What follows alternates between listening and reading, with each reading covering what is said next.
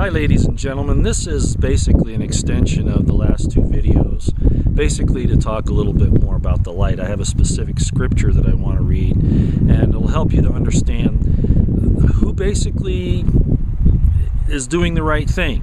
And of course, you know, God's forgiveness is all part of this as well, but we want to talk about the specifics of what this entails, okay? It's also designed, this video, to answer the question of a person who wrote in on one of those last two videos and commented and said, well, I want to renounce war, but then how do I know when it is right to fight? Under what circumstances? Now, I've already kind of basically answered that by saying, first of all, that by their fruits you shall know them. In other words, you know, what is the end result? What's going on? What do you see happening? And we're going to talk about that just a little bit with the scripture I'm going to read. But it's also, there's a scripture that says that a man who won't care for his own household is worse than an infidel. Well, if you're caring for somebody, feeding them and working for them and all that, well, certainly the next step of defending them but with force if their lives are in danger would apply as well. So those two things, to those of you who have questions about that, it's what's the motivation in the heart. And then when nations are involved, how do you tell what their real motivation is? Well, that's called due diligence, and that's why you have to know what the real motivation is behind your leaders. You just can't blindly follow them whenever they say jump. That's your responsibility as a being of light, housed in a physical tabernacle at this point, which hopefully at some point will be raised to a higher level. That's theology I believe in. But let's talk about this situation with the lights and how it impacts this last question of this gentleman, I imagine. I'm in Isaiah 33, and the real crux of the matter is in verse 15. Now, I said before that the Hebrew scriptures are really special. They're poetic. They're rich. There really isn't any writer in history that can compare to the scriptures. The best Hemingway, the best Steinbeck, even Shakespeare can't come close to this.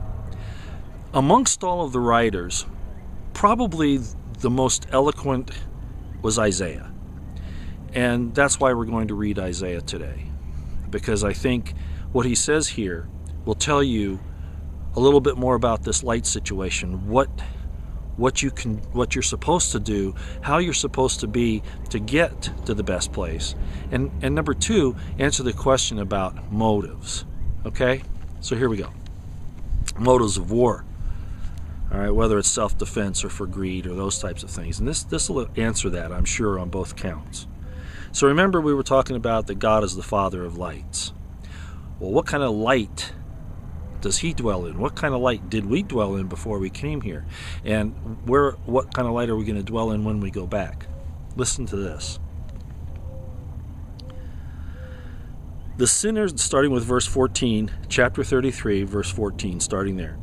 The sinners in Zion are afraid. Fearfulness hath surprised the hypocrites. Interesting, hypocrites. Question. Who among us shall dwell with the devouring fire? Who among us shall dwell with everlasting burnings? See, things that are evil can't approach God. They're burned up because he is so bright. And we're supposed to be bright as well. So the question is, how do we get to live in everlasting burnings? What will keep us from getting there? What do we need to do? Verse 15. To get there, who among us shall dwell with everlasting burnings? Answer in verse 15. He that walketh righteously and speaketh uprightly. He that despiseth the gain of oppressions, that shaketh his hands from holding of bribes, that stoppeth his ears from hearing of blood, and shutteth his eyes from seeing evil. He shall dwell on high. His place of defense shall be the munitions of rocks. Bread shall be given him, his waters shall be sure. Let me explain just a little of that, because some of that sounds a little confusing. Let's take the first one. Okay, it's pretty obvious.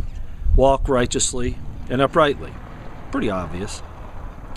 You despiseth the gain of oppressions. In other words, you don't involve yourself in wars of aggression or oppress people or take their money, steal from them, take their land, take their lives for power, for gain, whether in small situations or in large, like amongst nations. You have to do your due diligence and know why the nation is doing what it's doing. That shaketh his hands from the holding of bribes. That's pretty obvious. Now here's one that might be a problem for you. That stoppeth his ears from the hearing of blood. Well, what does that mean? Does that mean, that hearing about blood is bad or whatever? It's talking about something specific.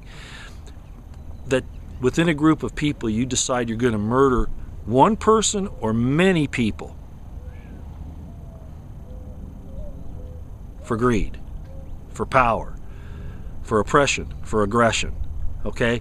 So if you're in a group of people and they're saying, whether in a small group of individuals or in a huge nation that's out there saying, we want to go kill these people, you don't hear it. You refuse to take part in that, is what it's saying. You do not do it. It's better to rend your clothes and be cast in prison than to take part in that. And the final statement, and shutteth his eyes from seeing evil. Does that mean that we don't recognize evil? No, it's the same idea. Seeing evil become powerful. Doing things to help it go along.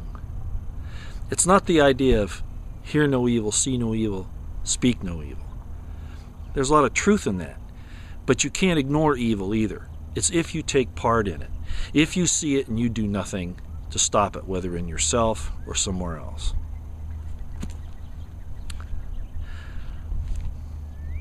I hope you find that of interest. Remember, we are the children of the Father of lights. And that Father of lights, remember when he appeared to Moses, it was a burning bush.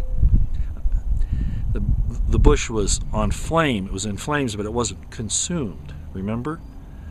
So it wasn't a typical fire. It was a brightness. Everlasting burnings. A devouring fire. To live there. And to be pure enough that it does not consume us. And again, how do we do that? Read it one more time. You walketh righteously, speaketh uprightly.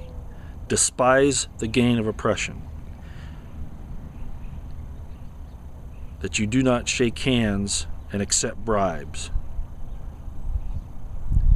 That you stop your ears and your eyes from hearing blood and seeing evil. In other words, supporting it, going along with it. So, Isaiah 33, chapter 33, verses 14 and 15. Just a little explanation, I thought that would be necessary. Due diligence of ourselves, a search of our hearts, our motives, and the same for the nation.